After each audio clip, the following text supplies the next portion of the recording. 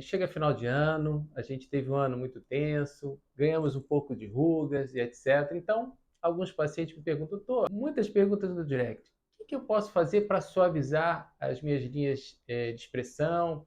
O que eu posso fazer para suavizar essas rugas que eu ganhei ao longo de 2023, com todas as questões que a gente enfrentou? Enfim, existem algumas coisas que a gente pode fazer que não necessariamente são cirúrgicas. Uma delas é o quê? A aplicação da toxina botulínica. Então, vou falar um pouquinho dela para vocês. Existe uma pequena diferença na aplicação da toxina no homem e na face feminina. Então, alguns pontos em comum. Nessa região aqui, entre os olhos, a gente pode fazer normalmente 3 pontos para suavizar essa ruga de expressão, deixando o olhar um pouquinho mais aberto, né? Com relação à testa, algumas pessoas têm aquelas rugas que a gente chama de rugas em barra.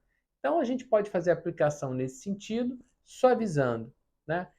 Isso muito mais na face masculina, porque os homens normalmente não gostam de arquear sua sobrancelha.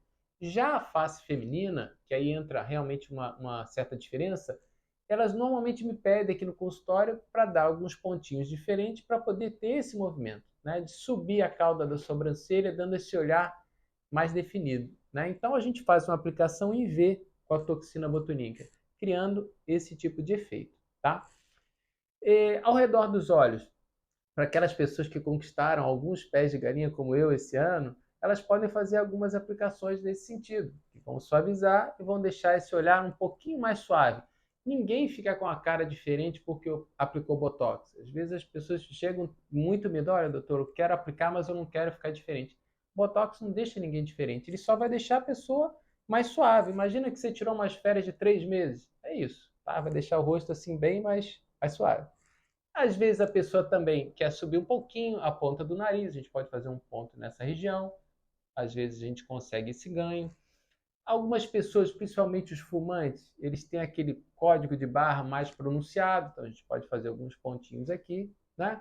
E também, às vezes, algumas pessoas têm aquela musculatura do pescoço, quando a gente faz assim, ela fica mais preeminente. A gente pode fazer alguns pontos, deixando esse pescoço mais suave. Em resumo, já falei uma porção de coisas, uma porção de aplicações. Você que tem interesse nesse final de ano de passar as festas com o rosto um pouco mais suave, pode vir aqui que a gente vai atender até o final de dezembro.